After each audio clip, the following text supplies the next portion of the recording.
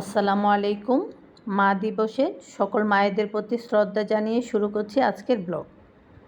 কেমন আছেন আপনারা? আলহামদুলিল্লাহ, আমরাও ভালো আছি। তো আসলে আমি মনে করি স্পেশালভাবে কোনো দিন নাই, মা শব্দটাই স্পেশাল। আমরা আসলে মায়ের কাছ থেকেই শেখা। মায়ের মতো নিঃস্বার্থভাবে ভালোবাসা আর কোথাও পাবেন না, একমাত্র মাই আছে যারা মন উজাড় করে ভালোবাসা দিবে আপনাকে, আর কোথাও পাবেন না। মা শব্দটাই তো স্পেশাল। আর 2 মিনিট আর 1 মিনিট আর 1 সেকেন্ডের ভিডিওর মধ্যে কী আর বলবো স্পেশাল মাকে নিয়ে।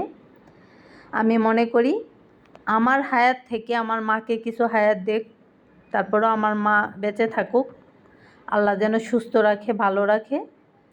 একদমই অসুস্থ আমার মা এবং শাশুড়ি, দুইজনই খুব অসুস্থ, একদম বাচ্চাদের মতো হয়ে গেছে। এখন আর কোনো কিছু তেমন মনে রাখতে পারে না,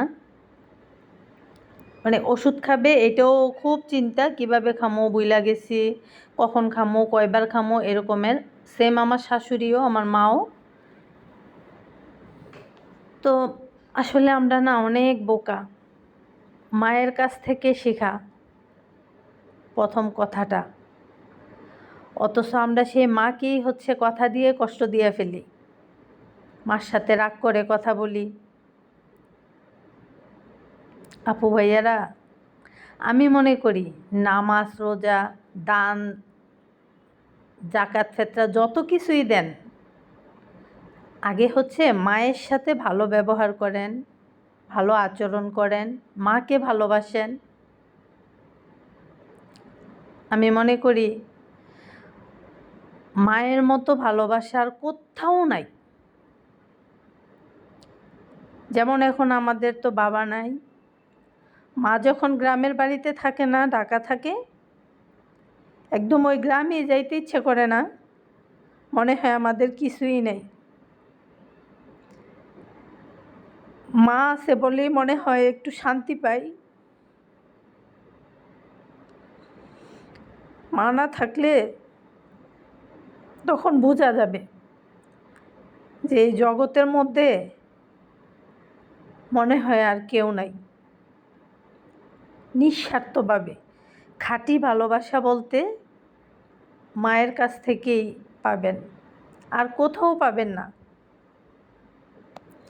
তো যাই হোক, সবাই দোয়া করবেন, সবাই যে যেভাবে আছেন মায়ের প্রতি যত্ন নেন, মায়ের সাথে একটু কথা বলেন। মাকে কিন্তু লাখ লাখ টাকা খরচ করে স্বর্ণগয়না দিয়ে মাকে খুশি করতে হয় না। একটু কথা বলে, একটু খবর নিয়ে, কেমন আছো মা, আমার মনে হয় এমন একটু কথা বললেও মারা শান্তি পায়, একটু আশ্বাস পায়। তো দোয়া করি পৃথিবীর সমস্ত মায়েরাই ভালো থাকুক, আল্লাহ তাদেরকে যেখানেই রাখুক ভালো রাখুক, সুস্থ রাখুক। আল্লাহ হাফেজ।